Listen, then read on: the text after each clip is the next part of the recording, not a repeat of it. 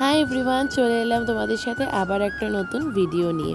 তো আজকে ছিল শুভ রাধাষ্টমী, আর আমি দেখো রাধাষ্টমীতে ভগবানের জন্য পুষ্পপত্র সাজিয়েছি। আমার গাছে জবা ফুল, টগর ফুল, আর তার সাথে নিয়েছিলাম পদ্ম ফুল আর একটা গোলাপ ফুল আর কিছু মালা।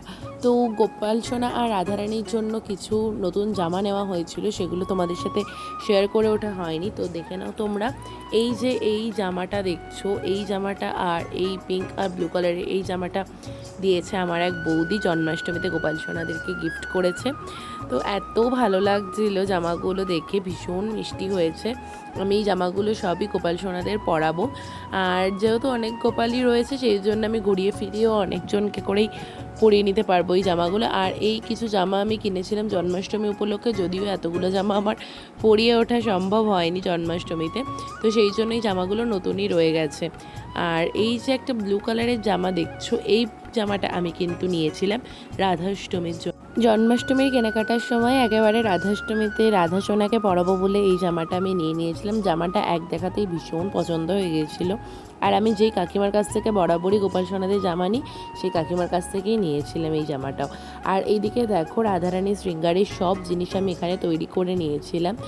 আর ইচ্ছা ছিল তো এই সব জিনিস দিয়ে সাজানোর, কিন্তু কেমন করে সাজিয়েছি সেটা তোমরা দেখতেই পাবে। আর এই যে একটা হার দেখতে পাচ্ছ, এটা কিন্তু জন্মাষ্টমীতে আমার এক পিসি গিফট করেছিল গোপাল সোনাদের। তো আমি যখন থেকেই দেখেছিলাম এই হারটা, আমার তখন থেকেই ইচ্ছে ছিল যে এটা রাধাষ্টমীতে একেবারে আমি রাধা সোনার গলায় পরিয়ে দেবো। কারণ এই হারটা আমার গোপাল সোনার গলায় যদিও হবে না, কিন্তু অন্যান্য গোপাল সোনাদের হয়ে যাবে যেসব ছোট সোনারা রয়েছে। আর তার সাথে কিন্তু এই হারটা রাধারানীর গলায় একদম সুন্দরভাবে ফিট করবে, তো সেই জন্য এটা আমি আজকে রাধাষ্টমীর দিনই রাধা মাকে পরিয়েছিলাম। আর রাধাষ্টমীতে রাধা সোনার জন্য পদ্ম ফুল নেব না, এটা কখনো সম্ভব? রাধা মায়ের যে পদ্ম ফুল অতি প্রিয়, তাই জন্য কিন্তু নিজের হাতে আমি পদ্ম ফুল ফুটিয়ে রাধা মাকে অফার করেছিলাম। এত মিষ্টি লাগছিল রাধা সোনাকে, দেখো নতুন জামা পরে সেজে গুজে যেন একদম মহারানীর মতন লাগছিল, খুব মিষ্টি লাগছিল আমার।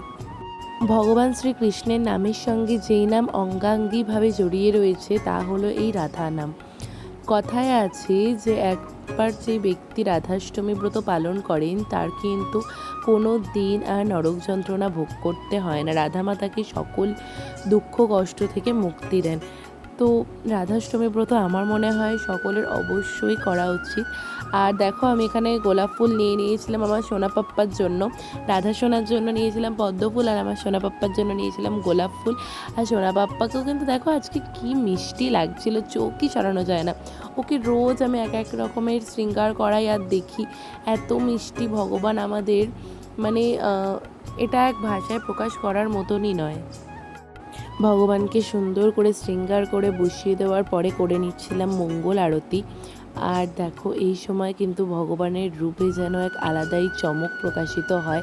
সে যে কি সুন্দর এক চমক, তা ভাষায় প্রকাশ করার মতো সত্যি কোনো ভাষা মনে হয় না যে আজ অবধি তৈরি হয়েছে। যিনি সর্বজগতের শ্রেষ্ঠ সুন্দরী আমাদের রাধা মা, তার আজকে শুভ জন্মদিন। সবাই প্রেম সে বলো রাধে রাধে, হরে কৃষ্ণ, জয় শ্রী রাধে কৃষ্ণ। আমরা যেন সারা জীবন ভক্তরা এইরকমভাবেই ভগবানের পুজো করে যেতে পারি। রাধা মা এবং গোপাল সোনা যেন সবসময় আমাদের উপরে তাদের এই কৃপা দৃষ্টি সবসময় যেন রাখেন, এটাই মন থেকে চাওয়া। আর দেখো আমি এখানে সমস্ত ভগবানদের ধূপ দেখাচ্ছিলাম, পুজো করে নিচ্ছিলাম। তো এইভাবেই কিন্তু আমি আজকে আমার রাধাষ্টমী সেলিব্রেট করলাম। তো আর তোমাদের উদ্দেশ্যে একটাই কথা, যারা এবছরও ভগবান শ্রীকৃষ্ণের জন্মাষ্টমী বা রাধাষ্টমী ব্রত পালন করতে পারোনি, তারা কিন্তু পরের বছর থেকে অবশ্যই করো। কারণ ভগবান ভক্তের কাছ থেকে শুধু তার শুদ্ধ মনের ভক্তিটুকুই চায়, তার কিন্তু আমাদের কাছ থেকে নেওয়ার আর কিছুই নেই। তো সবাই খুব ভালো থেকো, সুস্থ থেকো, দেখা হবে নতুন ভিডিওতে।